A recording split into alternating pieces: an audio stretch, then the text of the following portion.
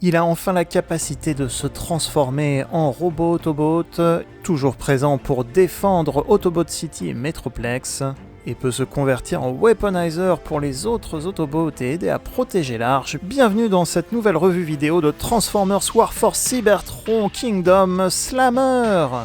Nouvelle figurine Deluxe Class de la vague 5 Kingdom, bienvenue sur TF Toybox, chaîne qui passe en revue les figurines et qui vous informe des nouveautés Transformers sur Facebook, Instagram et Twitter. Une des deux figurines de la vague 5 Kingdom avec Pipes, ce sera la dernière vague Deluxe Kingdom avant la nouvelle gamme Legacy en 2022.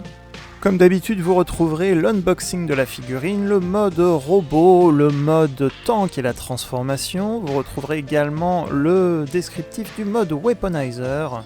Et on parlera des deux modes cachés, le mode officiel tour de défense pour Generations Metroplex et un petit aperçu d'un triple combiner. Laissez un pouce positif avant de partir de cette vidéo si elle vous plaît, et on est parti tout de suite avec la revue. Et on retrouve tout d'abord l'unboxing de notre nouvelle figurine Deluxe Autobot Slammer, figurine de la vague 5 et dernière vague Kingdom. On retrouve Autobot Slammer, son nom en haut, le logo habituel, son artwork, son dessin. Un beau mode tank à cheval entre un mode terrestre et cybertronien, le logo Kingdom. Le dessin est à cheval sur les deux côtés puisqu'on a le mode robot juste à côté. On retrouve notre mode robot avec la mention Deluxe Class. Slammer visiblement défend l'arche derrière lui et il tire sur le sol avec son canon. Au dos, les photos type de Slammer, 20 étapes de conversion du mode robot au mode tank avec le nom à côté Autobot Slammer. Il se décompose en plusieurs morceaux, armure et équipement pour équiper une autre figurine, ici l'Autobot Pipes. Slammer est donc dans la gamme Kingdom un weaponizer. Enfin, dernier côté, le poster de la gamme Kingdom War for Cybertron. Et sur le dessus, la référence WFC 4 entre 3. On ouvre la boîte, on retrouve notre petit easter egg, notre clin d'œil, c'est le cas de le dire, au packaging Beast Wars des années 90, l'œil du dragon. Dans notre boîte, on retrouvera les instructions de notre figurine Autobot Slammer avec un nouveau dessin, un nom et la référence WFC 433. Les instructions vont décrire 3 modes sur 4. Au dos, on retrouvera notre fameux mode Weaponizer avec l'usage de Wheeljack ici. On montrera quand même comment faire le quatrième mode, la tour pour Metroplex. On a donc une carte collector Kingdom ici et on n'oublie pas le petit canon qui est stocké à l'arrière. La carte Kingdom est une carte vague 4 et 5, donc une des 4 dernières cartes. Ici, on a Unicron, et Unicron se transforme en mode planète pour dévorer Cybertron. C'est la seule carte Unicron qui existe, vous la trouverez uniquement dans la vague 4 et la vague 5 des figurines Kingdom. Ce sont des cartes Golden Disc, puisqu'au dos on a le Golden Disc et le disque d'or va changer le destin des Transformers dans la série Beast Wars et même la série War for Cybertron bien sûr. Deux autres cartes de cette gamme, on a Black Arachnia qui devient Dark Arachnia, ici présente, elle est reformatée par Unicron un petit peu comme la carte Dinobot qui devient Dynomus dans la vague 3 Kingdom, ou bien Scourge et Cyclonus dans le film de 86, et Galvatron bien sûr. Et la troisième carte est Megatron qui va unifier Cybertron. Donc on a un Megatron victorieux derrière ce dessin de Megatron. 3 des 4 cartes de la vague 4 et 5 Kingdom, la dernière étant Optimus Prime qui devient Nemesis Prime. Je vous remets un lien en haut à droite de la liste des cartes collector Kingdom de l'ensemble des vagues. 16 cartes à collectionner en tout, 4 par vague. Historique du personnage, qui est donc Slammer? Eh bien, Slammer est un drone qui défendait Metroplex. Ils étaient au nombre de 3 avec Six Gun et Scamper. Alors sachez que ces 3 drones étaient en jouet et bien présents avec Génération Metroplex. Le petit tank Slammer existait déjà, mais il avait une fonction très simple. Il se transformait uniquement en tour de contrôle, en tour supplémentaire pour Metroplex. Alors en 2013, Metroplex a eu droit à une figurine Titan Class Génération, c'était le premier Titan, mais il n'était livré qu'avec Scamper. Cette version de Metroplex date de plusieurs années avant la gamme War for Cybertron, mais la gamme War for Cybertron siège a apporté Six Gun, comme on le voit ici, et lorsque Metroplex a été réédité dans la gamme Legends chez Takara, le manga avec l'histoire qui portait sur Metroplex, a rétroactivement déclaré que le canon sur le bras droit de Metroplex était le tank Slammer. Donc cette partie, ce canon de Metroplex Titan Class Génération, est donc maintenant un Slammer qui est en poste fixe sur le bras de Metroplex. C'était bien sûr avant la gamme War for Cybertron qui a rectifié le tir et qui nous apporte une figurine complète de Slammer. Et on va donc attaquer par notre mode robot, une bien belle figurine, un robot d'un look standard assez neutre, puisqu'il n'a pas de visage, il a une visière et pas de bouche, donc ça le rend assez anonyme. Mais à l'époque, Slammer n'avait pas de mode robot, donc c'est déjà un gros plus pour lui. Personnellement, j'imagine m'en prendre plusieurs, car je l'imagine bien prendre la place des Autotroopers, des soldats Autobots génériques qui sont en général noirs et blancs. Le mode robot est sinon très chouette, comme on le disait tout à l'heure, c'est un weaponizer, donc parfois les membres peuvent se détacher malencontreusement. Le canon était déjà attaché à un des bras, on peut le mettre bien sûr sur l'autre bras par un point de connexion de 5 mm. Il peut donc à la fois utiliser sa main et le canon. Il a une tête sur un ball joint, il a une belle petite tête avec une belle visière bleue.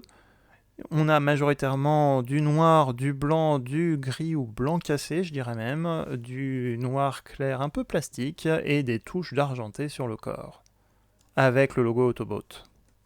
Slammer Génération 1, comme on le voit ici, avait une fonction simple de se transformer en tour, il n'avait donc pas de fonction de mode robot à l'époque. Donc ça c'est une nouveauté avec la série War for Cybertron Kingdom. On a donc notre petit logo Autobot rouge ici, on a donc aussi des points d'articulation un petit peu partout. Au dos on a les roues, enfin plutôt les chenilles du mode tank qui sont attachées et qui peuvent servir d'armes en mode weaponizer. Beaucoup de points de connexion d'ailleurs, on pourrait lui-même l'équiper de weaponizer, mais ce serait un petit peu pousser le bouchon. Tous ces points en tout cas vont permettre de l'attacher à d'autres figurines et le convertir en armes et en équipement. Articulation classique War for Cybertron, articulation à la cheville, au genou, à la cuisse, on a la taille qui pivote, on a même au niveau de la cage thoracique un pivot en plus de par la transformation.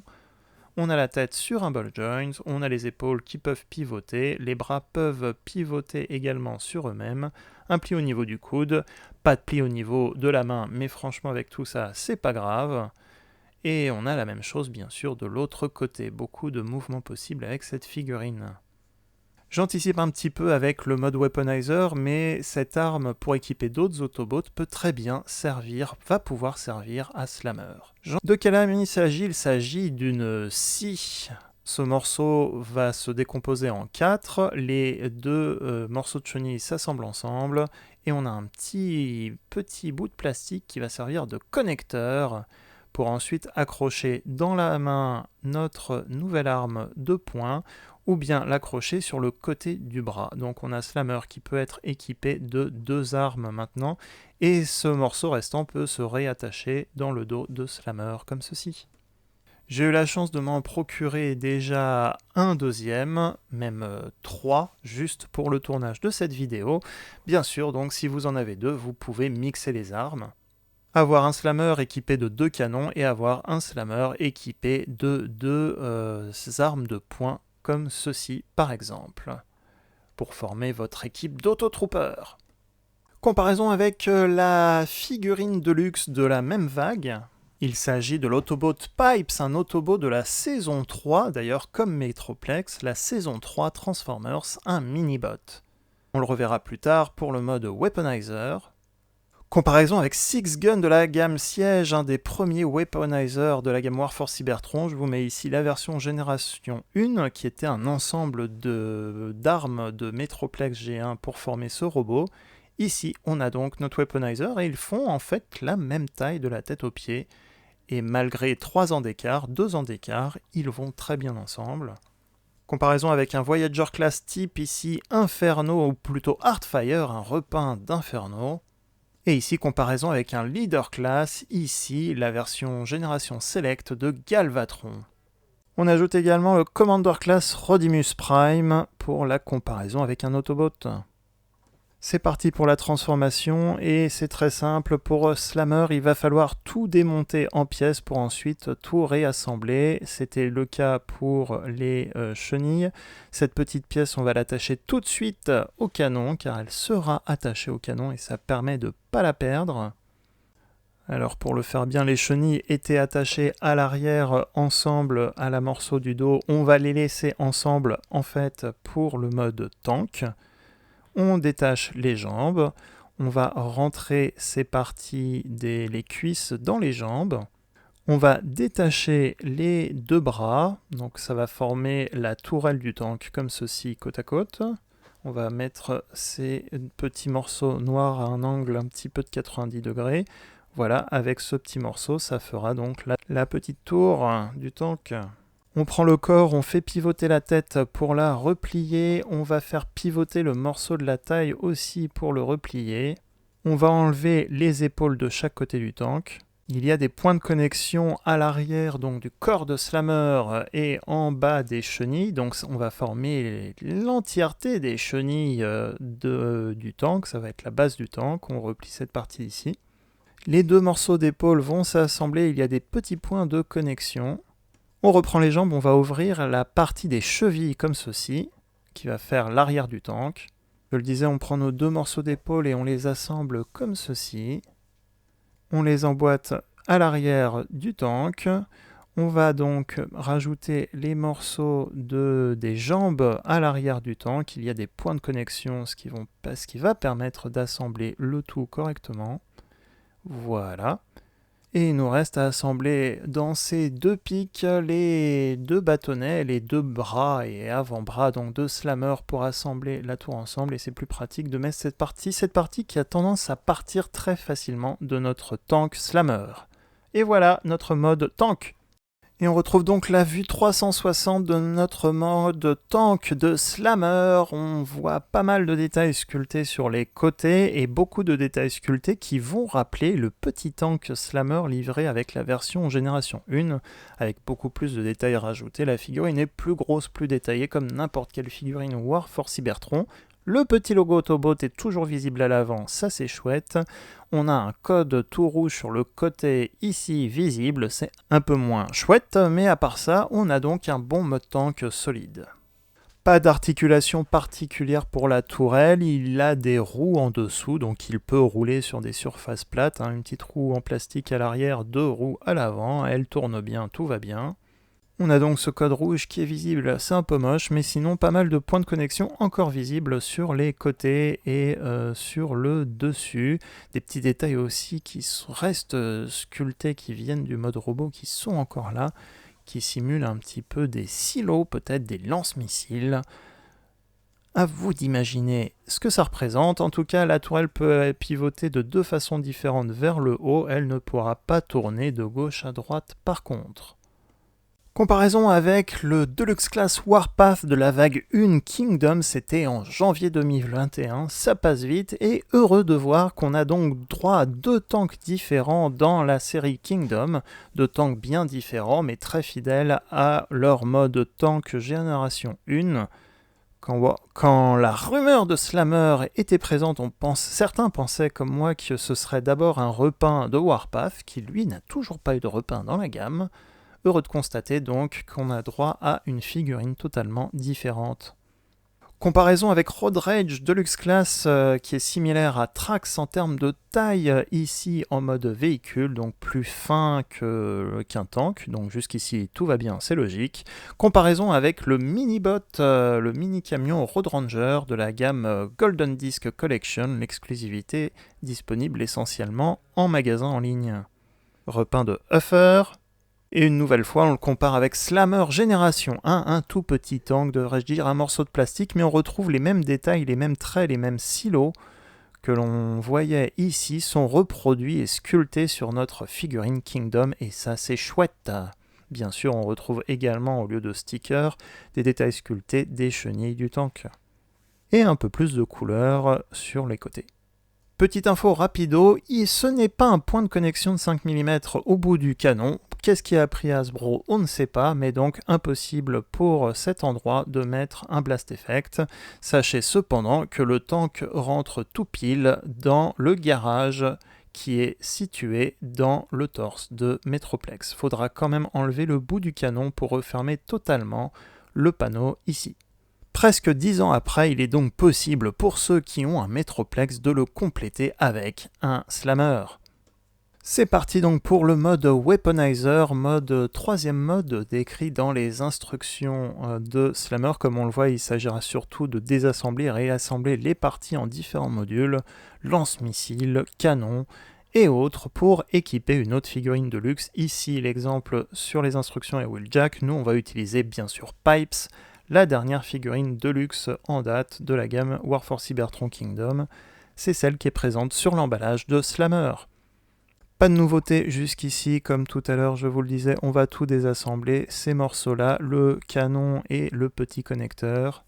Pour accélérer, j'ai tout désassemblé, on réassemble les deux morceaux de chenille ensemble et le petit connecteur, je vous l'ai déjà montré juste avant, ça va faire une arme en plus pour Pipes. Ça c'est le plus simple, on peut le mettre dans une main ou bien sur un bras, sur le côté d'un bras de n'importe quelle figurine, la majorité des figurines en tout cas War for Cybertron Kingdom.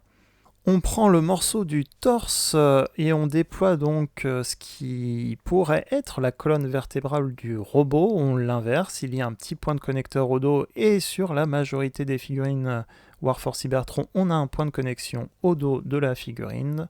Donc on va l'emboîter comme ceci. Là, on va être incliné de par la configuration de l'Autobot Pipes, mais en général, cette partie sera droite dans le dos de votre figurine.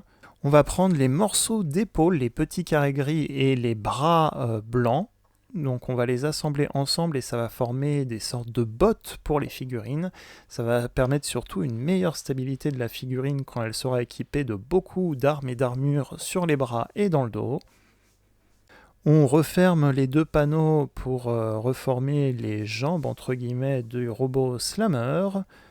On prend le morceau gris et le morceau de la taille. Ici, on va mettre les morceaux qui relient les cuisses droites comme ceci. On va connecter cette partie au sommet donc de notre module sac à dos et sur les côtés donc de nos jambes, on a des points de connexion. On va donc assembler nos deux modules comme ceci et à l'avant, surprise, on a des lance-missiles, des batteries de missiles qui seront donc le sac à dos de la figurine. Enfin, les deux morceaux restants, souvenez-vous, il reste le bout du canon et le bout du dos qu'on va assembler ensemble.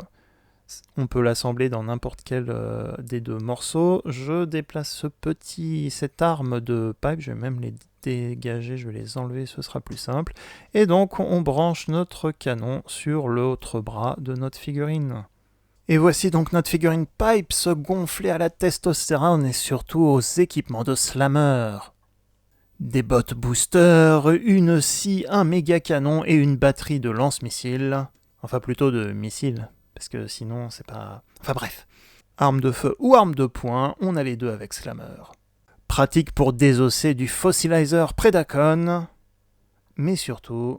Si vous en avez plusieurs, vous pouvez faire une armée d'Autobots suréquipés, ici avec l'Autobot Trax de la Hack 3 et Sideswipe du pack Battle Across Time. Comme on le voit ici, le point de connexion au niveau du dos est un peu plus bas, donc la batterie de missiles sera un peu plus basse. Et pour Trax, c'est même carrément l'inverse, on a le point de connexion plutôt en haut au-dessus de la tête. Si avec tout ça les gars vous n'arrivez pas à protéger l'arche, c'est dommage, c'est regrettable. Ici Pipe s'est accompagné de ces deux repeints entre guillemets, Road Ranger et Puffer du pack Golden Disc. Tous les trois sont donc surboostés par un Autobot Slammer. Mais ce n'est pas fini, il y a un mode caché. En accéléré, vous allez voir que Slammer, le tank, pouvait se transformer dans la série Génération en tour. Ici qu'on va juste ajouter au bout du bras de Metroplex, ça fait donc une simple tour, un bâtiment, une extension d'une tour existante d'Autobot City. Le petit morceau, lui, pouvait même pas se connecter ailleurs. Et bien même si ce n'est pas dans les instructions, vous pourrez connecter Slammer à votre Titan Metroplex si vous en avez un. Ce n'est pas dans les instructions, mais les ingénieurs l'ont prévu. Je vais vous montrer le mode officiel, puis mon mode, que je l'ai légèrement adapté. On enlève donc d'abord la tourelle, on va déboîter la partie connecteur et on garde le reste de côté. On garde juste le mode tank, donc on part du mode tank pour la transformation. On va déployer le morceau de la colonne vertébrale comme ceci, on fait pivoter la partie de la taille. Et là où il y a 2 points de connexion, on va mettre le connecteur. Et le connecteur, une fois assemblé, dégage un point de connexion de 5 mm qui va rendre cette tour compatible avec tous les points de connexion de 5 mm de n'importe quel titan, mais surtout un des points de connexion de 5 mm qui est placé quasiment exactement au même endroit que le bras de génération à Metroplex sur le Titan Metroplex. J'ai plein de points compte triple au Scrabble en citant Metroplex. En tout cas, voici donc la tour Slammer connectée par un point de 5 mm sur Metroplex. Alors la configuration officielle d'Hasbro qui a été montrée lors du live Hasbro pour le reveal officiel de Slammer, c'est ceci, rajouter juste le canon à un des 2 bouts et laisser de côté ces 2 morceaux blancs, les 2 morceaux de bras. Personnellement, moi je préfère justement rajouter ces 2 morceaux de bras, ça fait une sorte d'antenne ou 2 petites tours au bout de la grosse tour, et pour pas perdre le canon, je fixe le canon sur une des 2 tours, c'est simple. Et voici donc le 4e mode tout simple de Slammer en mode tour. Essentiellement, c'est le mode tank qui est mis droit comme un i à la verticale, avec ces canons qui vont former le bout des tours, des antennes. Et donc, votre Metroplex sera un peu plus complet comme ceci. Je recommande fortement d'en trouver un, même si esthétiquement, c'est pas essentiel. Au moins, vous aurez plusieurs Slammers sur votre Metroplex. Si jamais vous avez d'autres Metroplex, vous pouvez bien sûr équiper Metroplex à encore plus d'armes au niveau d'Autobot City. Il y a pas mal de points de connexion de 5 mm sur Metroplex, donc vous pouvez même mettre la tour à un autre endroit comme ceci, et varier un petit peu le bout de la tour pour y ajouter un canon. Vous pouvez également séparer tous les points de connexion. Alors attention, ici, c'est pas exactement un point de 5 mm que j'ai choisi, mais vous pouvez rajouter les modules individuels de Slammer, comme ici la partie des épaules qui ressemble à une batterie de missiles ou un lance-missile. Donc vous pouvez comme ça ajouter des armes et des équipements à Metroplex. On peut également s'amuser à reconstituer la batterie de lance-missile sac à dos pour les figurines War for Cybertron, et donc rajouter d'autres équipements sur Metroplex, quelques possibilités supplémentaires plutôt sympas. La tour du tank peut elle aussi s'ajouter au canon existant sur le bras de Metroplex. Dès qu'il y a un port de 5 mm, de toute manière, ce sera compatible. Pour les plus foufous, vous pouvez également vous amuser à faire un triple combiner, voire le mélanger si vous en avez qu'un avec les autres fossilisers, un mix de squelette avec Wingfinger et aussi le côté cybertronien de Slammer. À vous de jouer! Slammer vient tout juste de sortir en magasin en ligne et devrait donc sortir un peu partout en France fin d'année ou premier trimestre 2022. Cette revue est maintenant terminée, j'espère qu'elle vous a plu. N'hésitez pas, si c'est le cas, à laisser un petit pouce positif, ça fait toujours plaisir. Qu'est-ce que vous avez pensé de cette revue ou qu'est-ce que vous pensez de Slammer? N'hésitez pas à me le mettre également en commentaire de cette vidéo. N'oubliez pas bien sûr les différents contenus, autres photos et infos sur Facebook, Instagram et Twitter. Et si c'est la première fois que vous veniez sur une vidéo que vous voulez en voir d'autres, n'oubliez pas de regarder les autres vidéos et de vous abonner à la chaîne. Sur ce, à très bientôt pour une prochaine revue.